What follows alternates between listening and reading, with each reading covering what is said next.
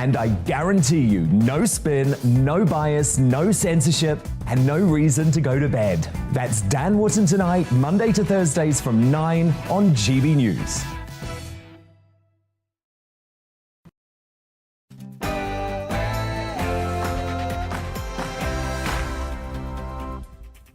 Hello and welcome to The Briefing with me, Tom Harwood. We've got lots in store for you this afternoon. Here's what's coming up.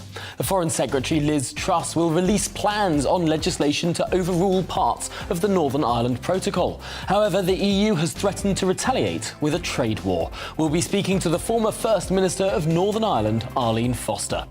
And as the backlash to the government's Rwanda plan continues, is the plan in danger before it's even begun? We'll have the latest. And as the economy shrank for a second month, there were fears we're headed towards a genuine recession. We'll be discussing what strategy the government needs to adopt to avoid this.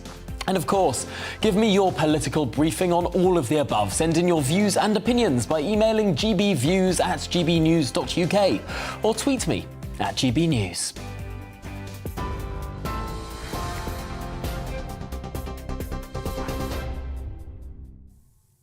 A very good afternoon to you. It's just 1 minute past 3. I'm Rosie Wright, keeping you up to date on GB News. The mother of a boy who's been at the centre of a life support dispute says the family will appeal a High Court ruling that declared that the 12-year-old son, her son, was dead. Archie Battersby suffered brain damage in an incident at home in April. Doctors at the Royal London Hospital say his life support care should end. Archie's mother says treatment should continue as her son's heart is still beating. I'm devastated and extremely disappointed by the judge's ruling. After weeks of fighting a legal battle, when I wanted to be by my little boy's bedside, basing the judgment on an MRI test, which is the first time ever, and that he's likely to be dead, is not good enough. The government will unveil changes to the Northern Ireland Protocol this afternoon, including relaxed checks on goods arriving in Northern Ireland from the rest of the UK and giving ministers permission to override elements of the current agreement. The Prime Minister, Boris Johnson, says the changes are necessary to fix the political deadlock in the region. What it does is it creates unnecessary barriers on trade east-west. What we can do is fix that. It's not a big deal. We can fix it in such a way as to remove those bureaucratic barriers, but without putting up barriers on trade moving north-south in the island of Ireland as well. A number of Conservative MPs have said they're unhappy with the plans, and the Labour Party are warning the measures will break international law. Sir Keir Starmer says the issues can be resolved through negotiation. They won't be resolved by legislation that breaches international law and that, frankly, will impede the negotiations that, in the end, will be needed to settle this. So the government is going down the wrong track here. Government plans to deport some asylum seekers to Rwanda are facing two separate legal challenges today. The court's already heard that 20 people have had their Rwanda tickets cancelled. 11 individuals are still expected to be on that first flight tomorrow. A High Court judge ruled last week that the flight could go ahead. That is the decision now being appealed by two separate groups. Lee Anderson MP for Ashfield says there does have to be an end to people crossing the channel. If it fails, then we've got a big problem. It says to the rest of the world our borders are open, and the evil gangs, the human traffickers will continue to take money off people to send them across the channel. Meanwhile, genuine asylum seekers from places like Ukraine will suffer because of that. We welcome refugees from all over the world, people that are in genuine need. But quite frankly, let me be honest again, make the point to your viewers that the vast majority of the people coming over the channel are not genuine asylum seekers. The Metropolitan Police have launched an investigation after a man's body was found on fire in a London park. Firefighters were called to Bellevue Park in West London at around 4 a.m. today. Officers are working to identify the deceased. They're saying they're treating the death currently as unexplained. The Competition and Markets Authority has confirmed it will carry out a review of the fuel market after average prices hit record highs. The Business Secretary, Kwasi Kwarteng, tweeted that the watchdog will look into why fuel prices are quick to rise but slower to come down. It follows record prices at the pump, with the average price of petrol hitting 185 pence per litre, a rise of more than 7 pence in a week. The Labour leader is being investigated by the Parliamentary Commissioner for Standards over potential breaches of rules on earnings and gifts. The investigation centres on a number of late declarations, including multiple failures to register gifts from football teams, payment for legal advice and an advance on a book he's writing. Sir Keir has insisted he's not broken the MP's code of conduct. His spokesperson has apologised to the watchdog, saying administrative errors in his office resulted in the late declarations. The Prime Minister's launched the UK's new post-Brexit food strategy, which he says will back British farmers and create more jobs. The measures aim to strengthen supply chains and increase domestic food production. But a leaked draft version of the plans has been heavily criticised. The co-founder of the restaurant chain Leon, Henry Dimbleby, led a major review of the country's food industry. He says the new plans ignore salt and sugar tax and government action on obesity. This is GB News, and I'll bring you more as it happens. Now let's head back to the briefing with Tom.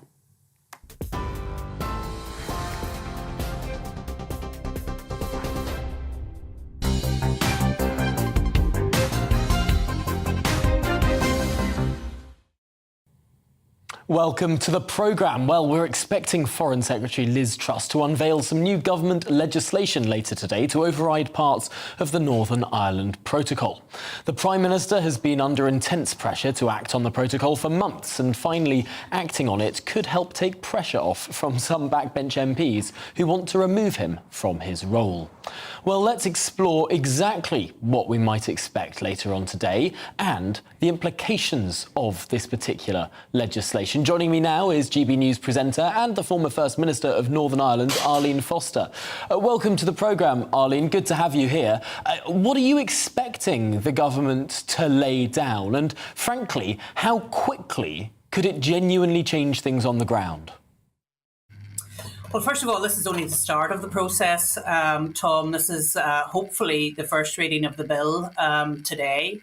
As you know, then it goes through the Commons and then, importantly, has to go to the House of Lords. And the question is not how the bill starts, but how the Act finishes. Is it going to bring about what is needed to have power sharing resolved here in Northern Ireland so that we can go back to the Belfast Agreement instead of what we have at the moment, which is a huge disruption between the East-West relations. Just to remind viewers and listeners, what is happening at the moment is that goods coming from Great Britain into Northern Ireland inside the UK have to be checked because of the protocol, which is there in agreement with the European Union.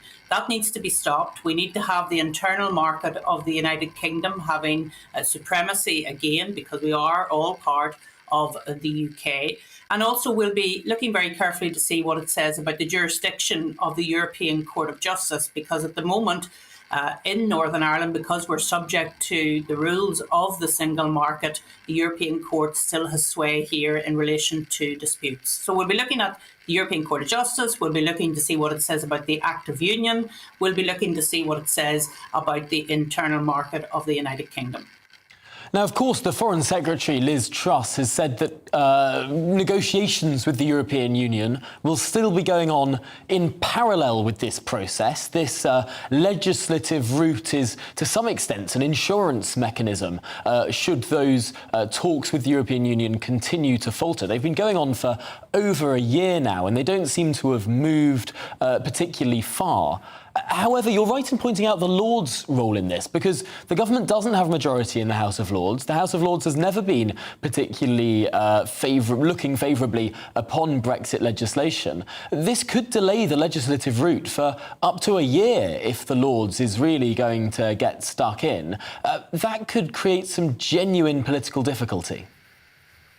Well, it could. But first of all, let me go back to the point you made about negotiation. Of course, we're told by the Labour leader and the leader of the opposition, Sir Keir Starmer, that this isn't the way forward in terms of legislation. What we should be doing is negotiating. I also hear commentary from the Irish government in that manner as well.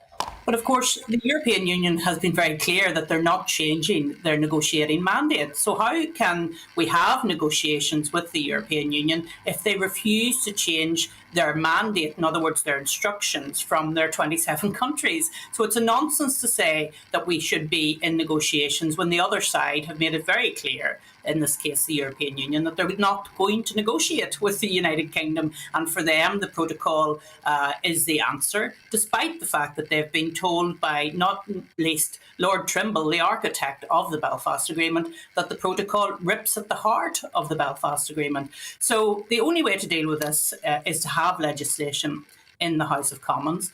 It will then go to the House of Lords, and the Prime Minister needs to be very clear that he will see this through, and if necessary, Tom, use the Parliament Act to make sure that this legislation becomes law.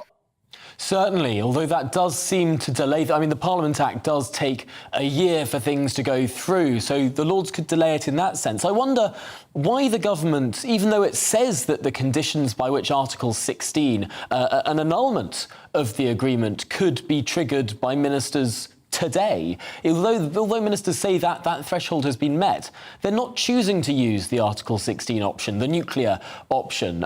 In your view, why is that? Well, it's not really a nuclear option, Tom, because Article 16 takes you into a pathway of further negotiations with the European Union. And as I've already indicated, the European Union is not really in the space of negotiation. They've made that very clear. They refuse to change their mandate. So I would really love to hear from Sir Keir Starmer, and indeed some of those grandees in the Tory party, how you can negotiate with an organisation if they are determined not to negotiate with you. I mean, it just doesn't work. If you're going to have negotiations, and I have unfortunately been through quite a few negotiations in my time, you need to have give and take on both sides. And there has been absolutely no give and take from the European Union. They have consistently adopted a very legalistic approach, despite the fact that Northern Ireland is very firmly part of the United Kingdom. That's very clear under the Belfast Agreement. And yet they are determined to have this wedge between Great Britain and Northern Ireland. That Belfast Agreement, struck as it was more than 20 years ago now, 25 years ago, I think, sets up a situation in Northern Ireland where there are a lot of fudges, where sort of things are done, where there's sort of two communities that can exist as two communities and have their own identities, and there is this sort of shared understanding. And yet when we're looking at how that's been implemented, it's taken a great deal of care, a great deal of sensitivity, and a great deal of hard work to make work. It seems like exactly the opposite has been applied to the way that the protocol has been implemented, this incredibly legalistic view, this very harsh black or white implementation that particularly the European Court of Justice has taken upon itself to deliver. Is there a hope, is there a chance that the European Union could learn the lessons of the Belfast Good Friday Agreement, learn the lessons of the implementation within Northern Ireland, and understand that, frankly, sometimes a bit of a fudge is what's needed? Well, the disappointment, I suppose, for me and for many in the unionist communities has been the way in which the Irish government have pushed the European Union to be so aggressive over the protocol. Because the Irish government know full well that there is a balance in Northern Ireland between the two communities. And then apart from the balance between the two communities, you have the balance between east-west and north-south. And once one of those, if you like, relationships is out of kilter, Tom, then that has an impact on all the other relationships. But the Irish government pushed ahead with this protocol. They demanded that it was put into place, knowing full well that it would cause huge upset, not just to the union community, but to our trade and business here as well. Because, of course, the United Kingdom have supply chains that are very intricate. They go right across the United Kingdom, and what the protocol has done has actually interrupted those supply chains. But yet, the Irish government went ahead. And really, I think the Irish need to step back, think about what they've done, and look for solutions instead of using megaphone diplomacy, which is what they're engaged in again today, saying that Liz Truss is breaching international law.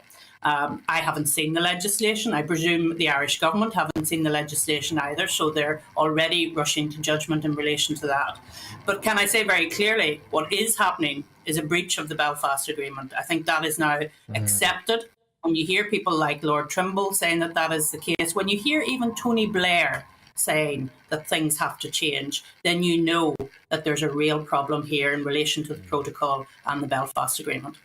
Well, we will keep our eyes peeled for this legislation. We're expecting it to be published later this afternoon, and no doubt there'll be lawyers poring over every jot and tittle of what's been written down to see whether or not it does fall within international law, or arguably not. But for now, Arlene Foster, thanks so much for talking through the issues surrounding it. It's been a fascinating conversation. Really appreciate your time. Now, Boris Johnson makes a better Prime Minister than Keir Starmer would, despite Partygate, the cost of living crisis, and the confidence vote in Johnson held by his MPs. That's according to the latest poll for The Observer. The figures, which raise further concerns within the Labour Party over the party's leaders, over his performance, it shows that the Prime Minister has a 2-point lead over his opponent. It also reveals that Starmer's party now holds a narrow 2-point lead compared with a 3-point lead in the last poll a fortnight ago. So is the Labour Party's strategy working? And is the Tory party actually doing better than much commentary would suggest? Well, let's get into the detail now with pollster and co-founder of Delta Poll, Joe Twyman. Thanks for joining us, Joe. I suppose, on the one hand, this is a surprising result, given the challenges that Boris Johnson has faced in the last few weeks. But on the other hand, it's very easy to see someone as prime ministerial if they're literally the Prime Minister.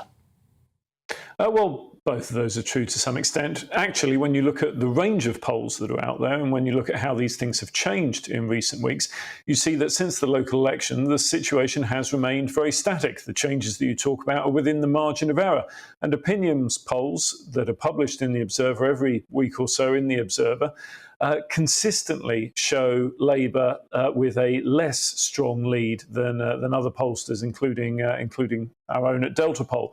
Now, I'm not going to speculate as to which of these two is more accurate, but opinion changed the way that they do things relatively recently. Now, that's all getting into the weeds of the geekery of this. What it doesn't change is the fact that the Labour Party has a lead over the Conservatives, and the degree of that lead varies on who you speak to. But as I say, since the local elections, it hasn't really changed. Some might argue that lead should be larger, given the economic circumstances, but at the same time, we are in very unusual circumstances at the moment. So perhaps it's not surprising, given all that has gone on over the last couple of years, that Labour aren't doing better.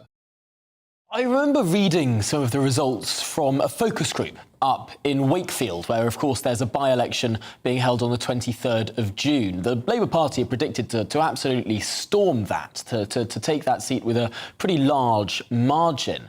But interestingly, the focus group results that I was reading suggested that this wasn't due to any great love for the Labour Party. It was due to disdain for the Tory party. And the big difference was that the Labour vote held up and the Tory vote, instead of moving over to the Labour Party, was staying at home. And I wonder, if there isn't that switching going on, if what's happening is, frankly, Tories are just staying at home, not voting at all, moving into the not voting column, might at a general election that actually potentially be slightly better for the Conservatives, as they could squeeze those votes back to the polling stations? Well, you have to be very, very careful extrapolating any kind of quantitative results from a focus group. Focus groups aren't designed for that, nor should they be used for it. There hasn't been a huge amount of polling in Wakefield, and there's been none that I know of in Tiverton and Honiton that's been published publicly. And any poll in an individual constituency has a large margin of error associated with it. And so you do have to be careful about the findings from both polls and focus groups for those reasons. Having said all of that, it is clear from the reporting and indeed from the polling, the small amount of polling that we have had, that Labour seem to be doing well in Wakefield, and that's what we can conclude. Whether the lead is large enough, as it was reported when the poll was first came out, it remains to be seen. But certainly, if Wakefield did not go to Labour, that would mean serious questions would be asked of Keir Starmer. But as mentioned, by-elections are unusual in many different respects, and in one of those respects is to do with turnout. We know that traditionally turnout is much lower at by-elections, and it could well be the fact that those people who were won over to the Conservatives in Wakefield last time around, taking the constituency from Labour to the Conservatives for the first time since 1930, they may change their mind not about who they want to vote for, but whether they want to vote or not. Now, come a general election, the big gamble for the Conservatives is, will those people come back to voting for the Conservatives, or will they stay sitting on their hands?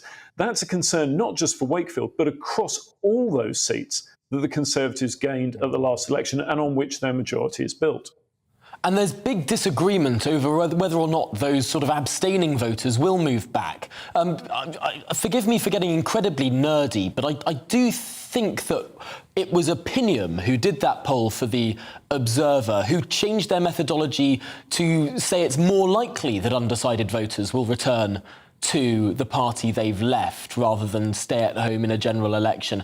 This seems to be a bit of disagreement between polling companies, but could that explain the difference between why this poll... Yes, it explains the difference, but there's no guarantee that what's being done is necessarily right. The short answer is we don't know, and you can model polls for where we think people might be come the general election and that they might come back to the Conservatives. But the point is that polls are only ever a snapshot of public opinion at the given time, and given at the time that people are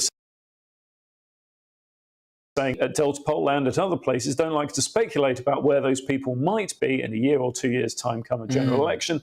Hence the difference. And it's an important difference because we don't know where things will go. And the political circumstances could be hugely different in a year or 2 years' time whenever the general election takes place.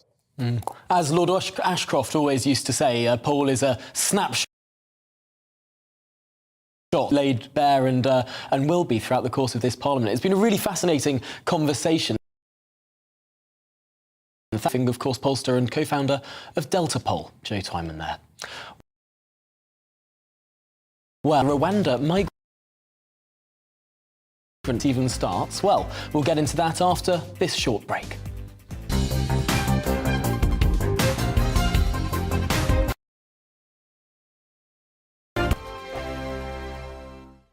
We are GB News. We're right across this great nation. On TV, on radio, on digital. Absolutely everywhere. We don't talk down to you. We embrace all voices.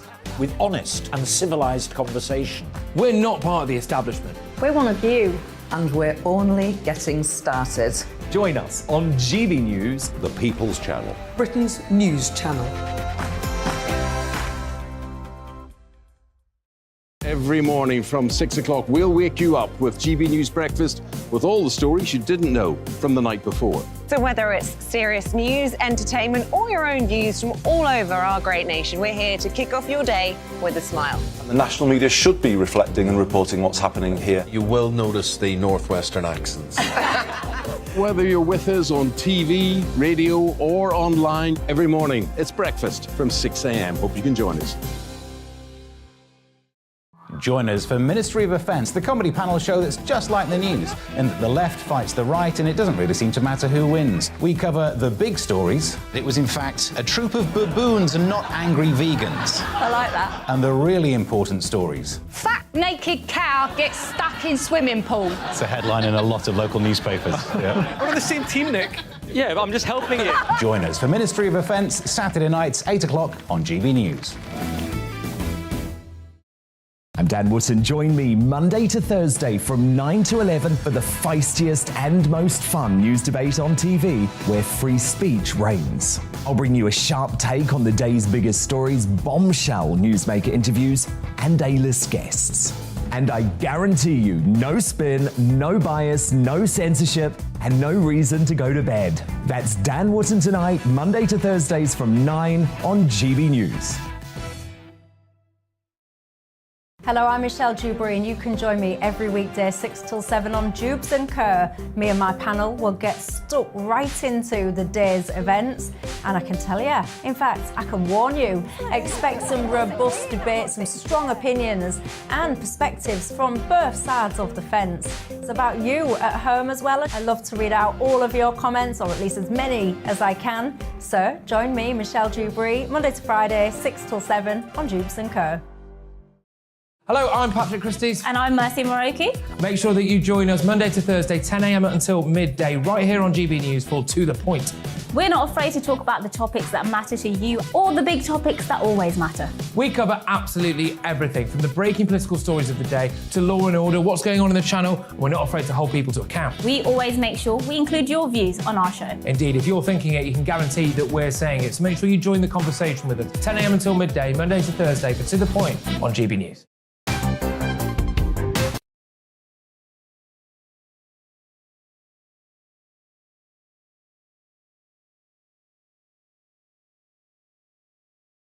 Day could be cancelled because of a late flurry of individual legal challenges.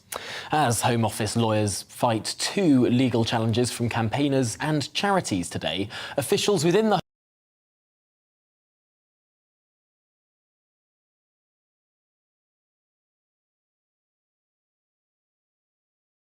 home country. Well, our reporter Ellie Costello has been at the court for the latest on the appeal against this asylum plan. Well, you can probably see and hear a very passionate protest taking place outside the Royal Courts of Justice.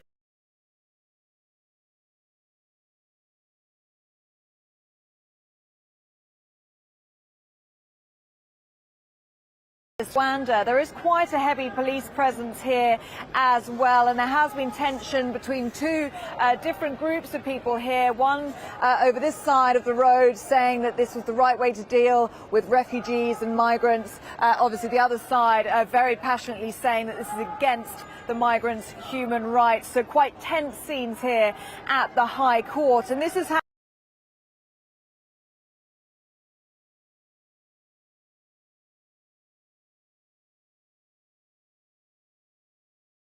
flight from the UK to Rwanda. So this morning was the appeal to that decision that was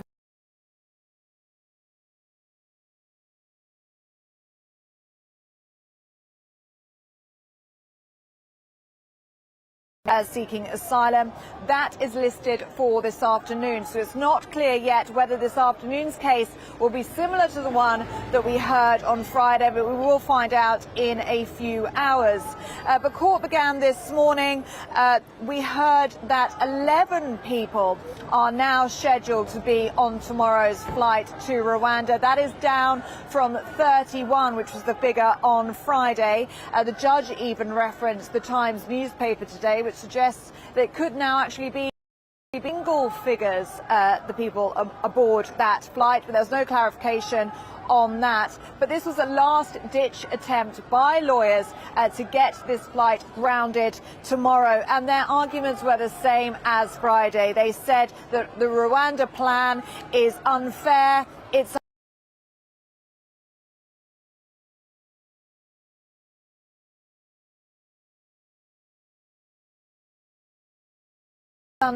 he challenged the policy, and he mentioned the fact that he wanted the full judicial review.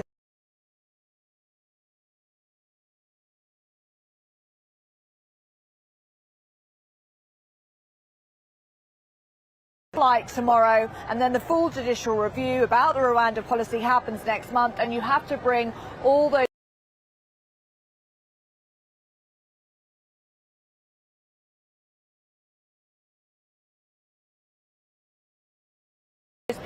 until that full judicial review.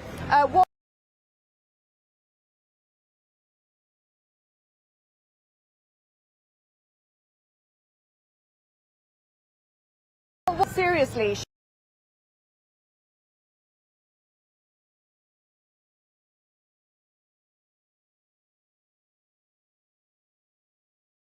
should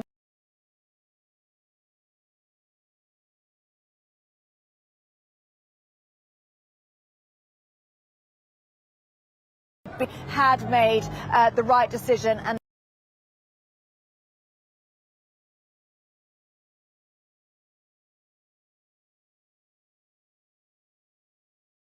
that mention is going to start at 2 p.m. and we'll hear a judgment from that.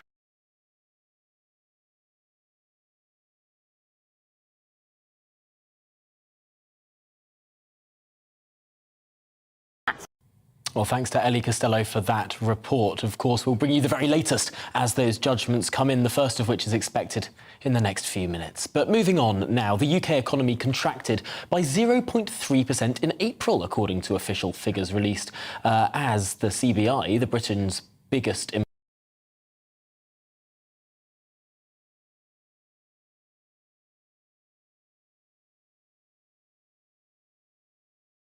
economists to confirm a slight rise in GDP for the month of 0.1%. That was the expectation following a small decline in March. But of course,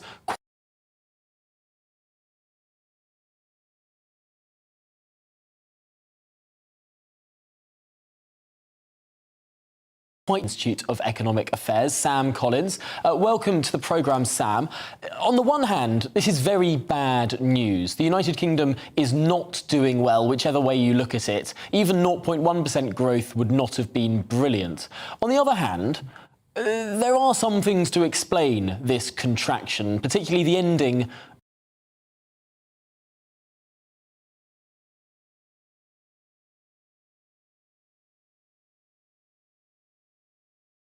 of the reason why the figures look a lot worse than they ought to is because the end of the government's test and trace scheme.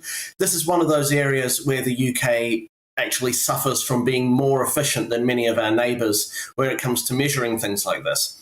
In a lot of other countries, those kind of programs just wouldn't be part of the figures or wouldn't have been measured as clearly. So but that, you're right, it doesn't mean that we're not facing a real significant economic crunch. Even if you had stripped out the test and trace, I think the economy still would have fallen by 0.1%. Now,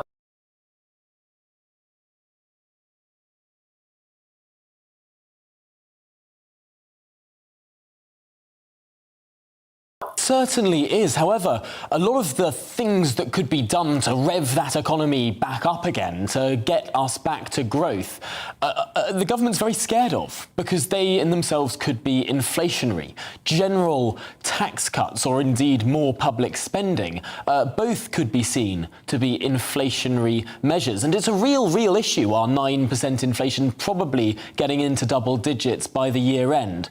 How do we balance these two twin evils?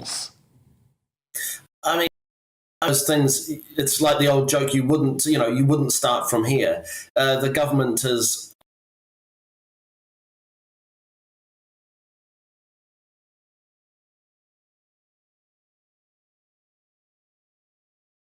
sure that the economy is ready, is in a growth-ready state, is limited regulation, low taxes, and we are where we are. And you're right, there is a real inflationary problem because, contrary to what some people are saying, this isn't entirely the government's fault.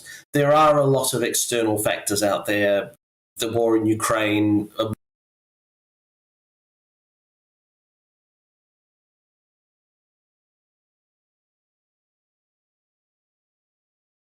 world of people out there who are going to be suffering over the next 6 months because while you're right that there is an inflationary problem from cutting taxes, etc., because you end up having more money chasing less goods. If we don't do anything, then we're going to have the same amount of money chasing a lot.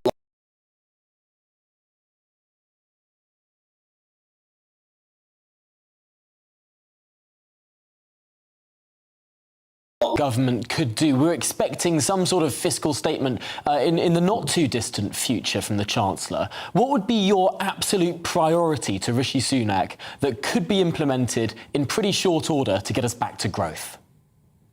Well, I'm always one for tax cuts. We should be, but not just cutting taxes, massively simplifying the tax system. There's a lot of these taxes out there that cause a lot of economic distortion, don't actually raise any revenue. So what we should be doing is streamlining the tax system, streamlining regulation, then worrying about what taxes to cut after that. Well, Sam Collins of the Institute of Economic Affairs, it's been a really great chat, and let's hope that someone in the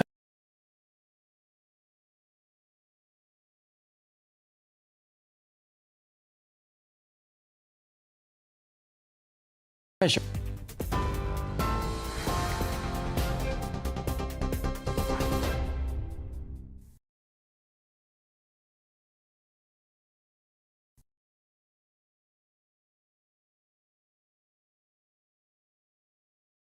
signed a joint letter to the Prime Minister stating their opposition to amending the protocol. The government's going to unveil changes to the protocol this afternoon. It's going to include the ability for ministers to unilaterally override some of the current agreements.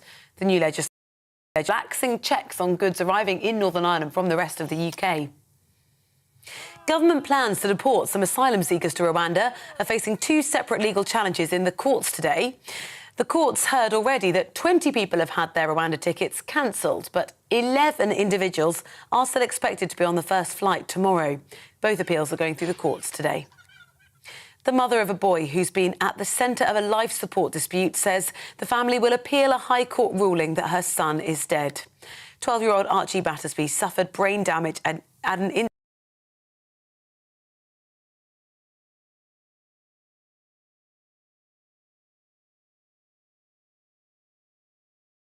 still beating, and she wants treatment to continue. The Labour leader is being investigated by the Parliamentary Commissioner for Standards over potential breaches of rules on earnings and gifts.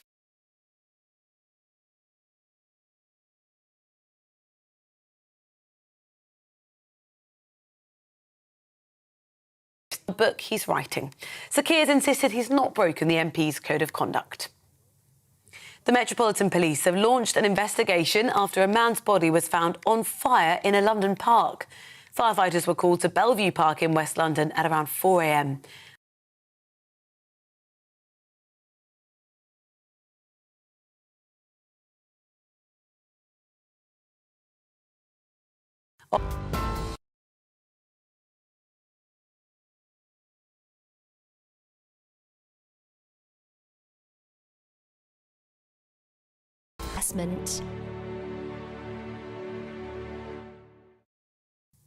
Here's a snapshot of today's markets. The pound is 1.218 to the dollar. The pound is 1.166 to the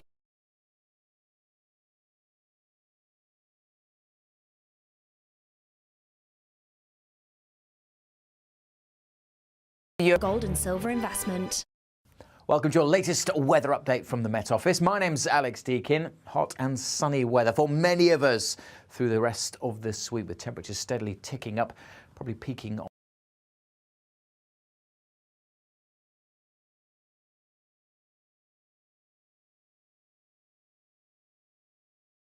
this evening, tending to fade away. For many, it's going to be dry. The cloud will tend to melt away as well. So we'll have clear skies and actually quite a cool night.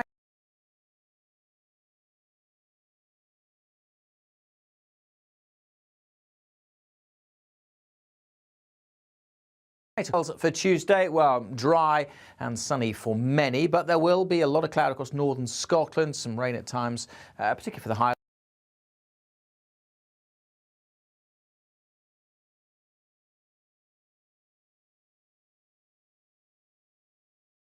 High teens or low 20s, maybe into the mid-20s across the southeast. Cooler there with the breeze and the outbreaks of rain across the northwest, which will persist through Tuesday evening. And in fact, be on and off here, the rain through the rest of this week. Elsewhere, again, clear skies leading into a sunny day once more on Wednesday.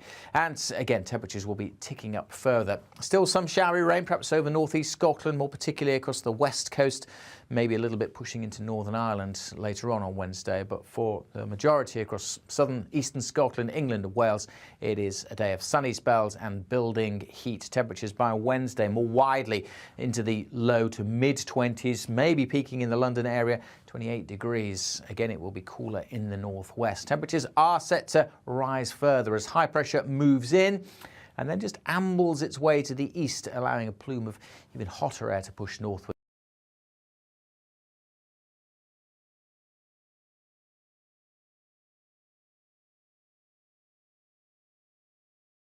We are GB News. We're right across this great nation. On TV, on radio, on digital. Absolutely everywhere. We don't talk down to you. We embrace all voices. With honest and civilised conversation. We're not part of the establishment. We're one of you. And we're only getting started. Join us on GB News, the People's Channel. Britain's news channel. Every morning from 6 o'clock, we'll wake you up Breakfast with all the stories you didn't know from the night before. So whether it's serious news, entertainment, or your own views from all over our great nation, we're here to kick off your day with a smile. The national media should be reflecting and reporting what's happening here. You will notice the northwestern accents. Whether you're with us on TV, radio, or online, every morning, it's breakfast from 6 a.m. Hope you can join us.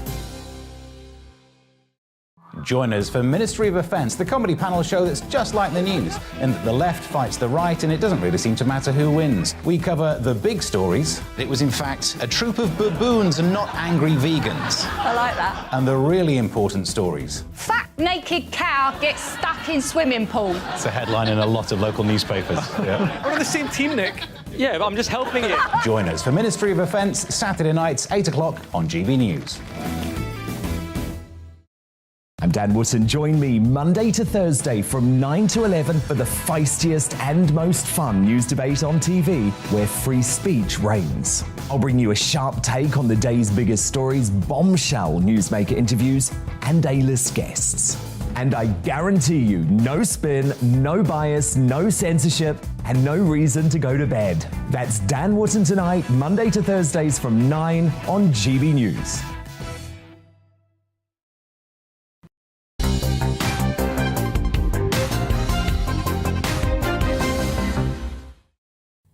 Welcome back. Now, government divisions over tax cuts were laid bare on Saturday night, with sources close to the Prime Minister clashing over demands for immediate action. Brandon Lewis has become the latest cabinet minister to call for planned income tax cuts to be brought forward when we can afford to do it. His words. The Northern Ireland Secretary made the comments a day after similar remarks were made by Health Secretary Sajid Javid. Well, when can we afford to do it? I suppose it's a matter of opinion. Joining me now to talk through that is Elliot Keck from the Taxpayers Alliance. Welcome to the programme, Elliot. I suppose, first of all, we're hearing a lot of rhetoric from the government in terms of cutting tax, but we haven't seen all that much action. Well, firstly, hello, Tom. Thanks for having me on the show, and a happy one-year anniversary to GB News. I think you're completely right. You've hit the nail on the head. Taxpayers are fed up of the briefings. They're fed up of the columns promising tax cuts at some point in an indeterminate future. We've seen Sajid Javid say that tax cuts should be brought forward if it's possible. We've seen Andrew Griffiths write in Conservative Home to say that tax cuts are a matter of when and not if. But at the end of the day, at the end of this month, taxpayers are still going to see more money come out of their pay packet than they almost ever have done. 70 years ago, you have to go back to find a point at which the tax burden was lower, and the briefings have got to stop and the tax cuts have got to be implemented. It's interesting looking at where the tax cuts are being demanded and the difference between individuals and their tax burden and the overall tax burden, because one of the really interesting points over the last few months, indeed this month, is 70 to 80% of workers are going to get a tax cut in terms of their national insurance threshold. The threshold at which they pay national insurance is rising. That's most workers going to be paying less in national insurance next month compared to this month. However, the overall tax burden is rising because of various other changes elsewhere in the economy. I wonder if the government's plan of tax cuts that appear headline-grabbing versus tax rises like threshold freezing that is less headline-grabbing but perhaps more insidious. Does this show something about the way the government is thinking, perhaps looking more at headlines and less at the economics of it all?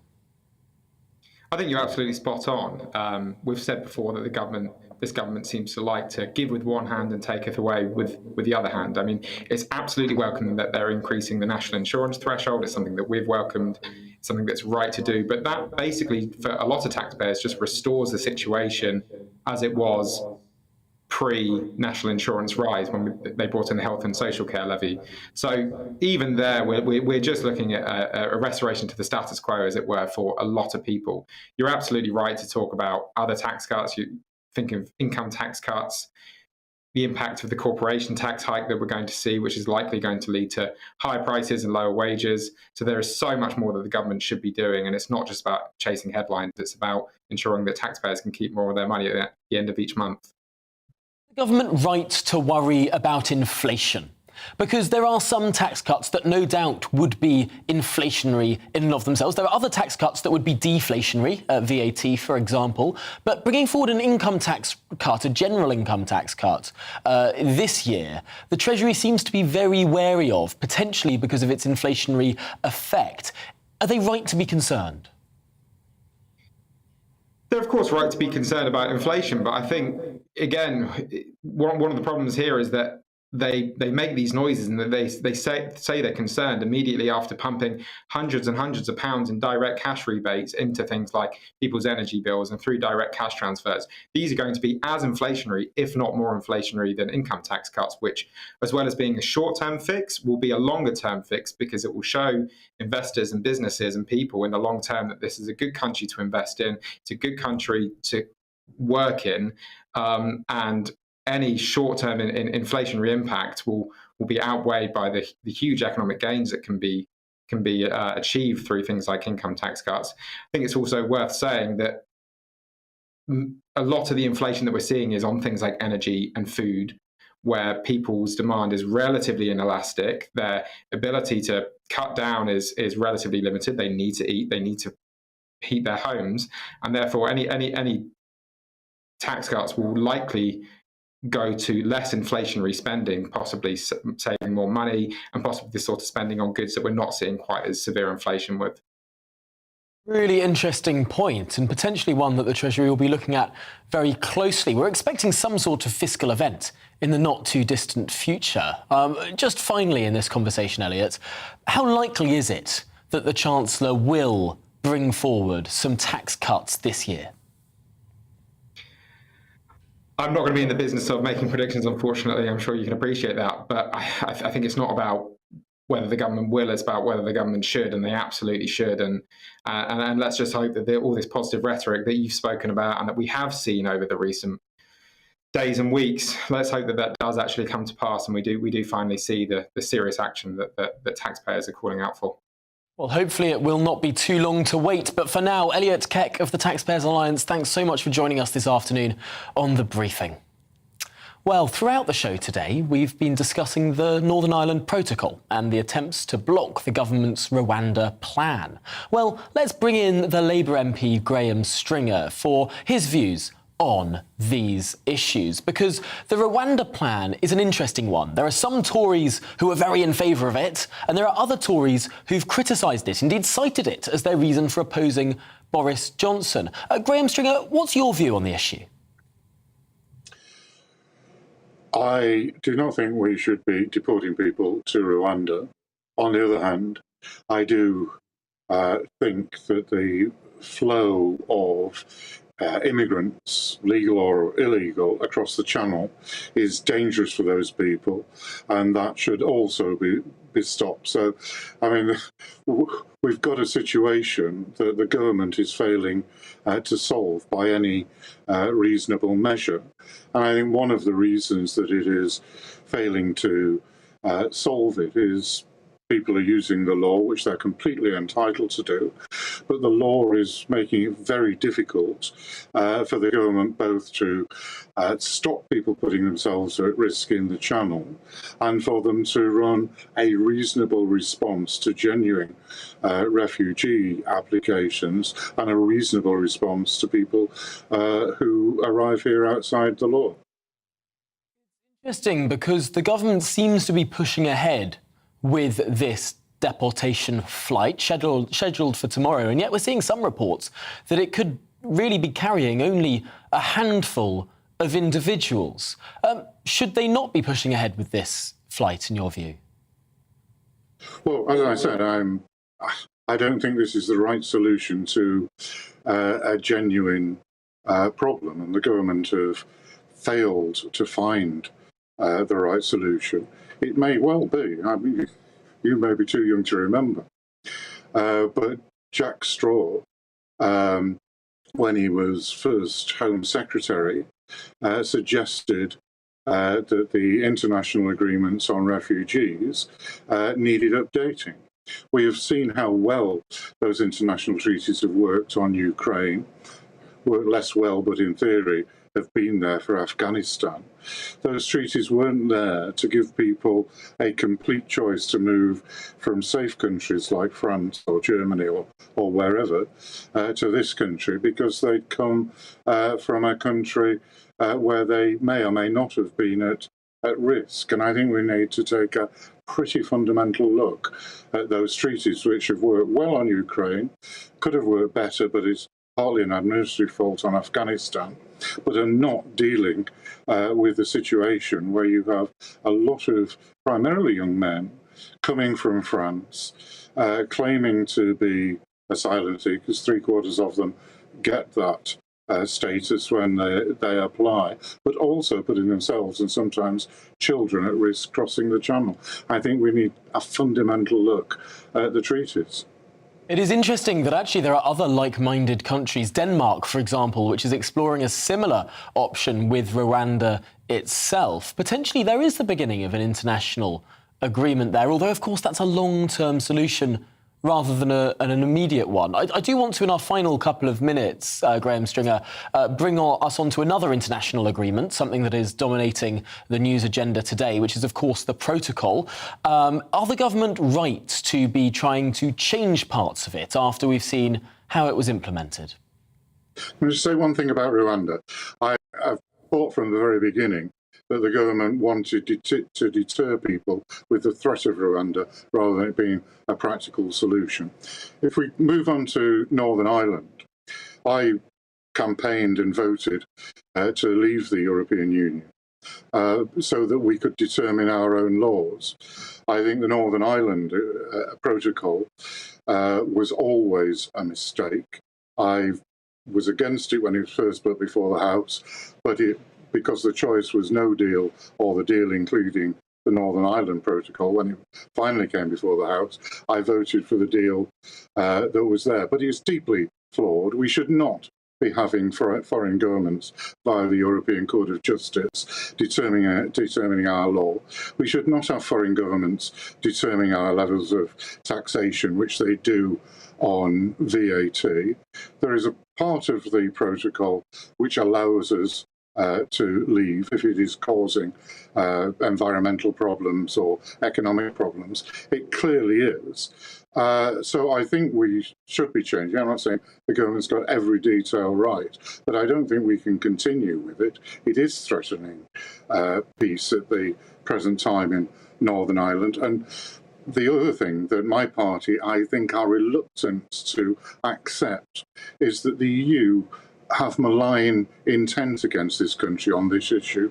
They've always wanted the United Kingdom to be punished for having the temerity to leave the European Union. It's very interesting how some people see the European Union as somehow a neutral arbiter in this situation when it's very much a player on the other side of the field. I'm afraid that's all we have time for, but Graham Stringer, I really appreciate your time as always. Thanks for joining us on the briefing this afternoon. Now, just finally today, less than 2 months after he was re-elected, Emmanuel Macron faces the prospect of being a hobbled presidency due to a surge in support for a left-wing alliance in parliamentary elections. Well, joining me now to explain is Paris-based journalist Peter Allen. Peter, thanks for joining us today. We had these first-round elections in France, and Macron didn't do as well as was widely predicted. He didn't really, Tom. We've only looking at projections at the moment because it's a 2-round election. We had the first round yesterday, Sunday, and the second is in a week's time, next Sunday, when, of course, we'll know exactly what kind of majority Emmanuel Macron has in the National Assembly, if any. That's the key question. There are 577 seats in the National Assembly in Paris. You need 289 for majority. And projections suggest that Emmanuel Macron might be lucky to get around 250, which means that there'll be a lot of horse trading going on. He'll have to work with other people. And, as you suggest there, a hard left MP, Jean-Luc Mélenchon, might even have enough MPs to back him to become Prime Minister, in which case we have a situation called cohabitation over here. So it's a tricky time for the President of France. It's his second mandate, of course. He's hoping to bring in lots of new measures, which he perhaps wasn't brave enough to bring in during his first mandate. And if he has a House, a National Assembly effectively working against him, that's going to be incredibly difficult. So all to play for on Sunday, Tom. Fascinating seeing how this sort of left-wing bloc isn't the usual flavour of centre-left politics. This is very much a Mélenchon-led bloc, a far-left-led bloc that has almost subsumed the normal centre-left parties, which have done so very poorly in recent years. How radical is this? And could France really be in for a bit of a jolt? Well, it's very radical. France is a strange country politically. A lot of people would say that it's socially conservative, hence a lot of people perhaps voting for the far right. They want more reactionary policies as far as law and order is concerned. But as far as social policy is concerned, and indeed economic policy, it's quite a left-wing country. And at the moment, there's a lot of social problems, there's a lot of economic problems, and people are voting at the extremes. So Jean-Luc Mélenchon, he has a huge amount of support amongst young voters, for example, and they're very impressed by his policies. He's a reformed Trotskyite, I would say, but if you look at a lot of the things he wants to do, they're pretty radical. He's somebody who, for example, has always been very, very pro-Russia, for example. He hasn't really sort of toned down that, despite what's happening in Ukraine. He's somebody who's very much against the capitalist system. Peter Allen, I'm afraid I'm going to have to cut you off there because we have run to the end of the programme, but we really appreciate your thoughts and we'll have you back closer to that election as well. Really fascinating one to watch there. Thanks for joining us. Well, that's it for me today. Up next is Colin Brazier, but for now, here's the weather. Welcome to your latest weather update from the Met Office. My name's Alex Deakin. Hot and sunny weather for many of us through the rest of this week, with temperatures steadily ticking up, probably peaking on Friday. It's not going to be hot and sunny everywhere, however. Like today, there'll be some showery rain at times across northern and western parts of Scotland. A few showers in southern Scotland during this evening, tending to fade away. For many, it's going to be dry. The cloud will tend to melt away as well. So we'll have clear skies and actually quite a cool night across England and Wales. Temperatures down into single figures. But temperatures, as I say, will be building both by day and by night as we go through the rest of this week. The details for Tuesday, well, dry and sunny for many, but there will be a lot of cloud across northern Scotland, some rain at times, particularly for the Highlands, the Western Isles and Shetland. Maybe the odd shower for Northern Ireland and southern Scotland, but for most places it's fine. It's warming up, temperatures into the high teens or low 20s, maybe into the mid-20s across the southeast. Cooler there with the breeze and the outbreaks of rain across the northwest, which will persist through Tuesday evening. In fact, be on and off here, the rain through the rest of this week. Elsewhere,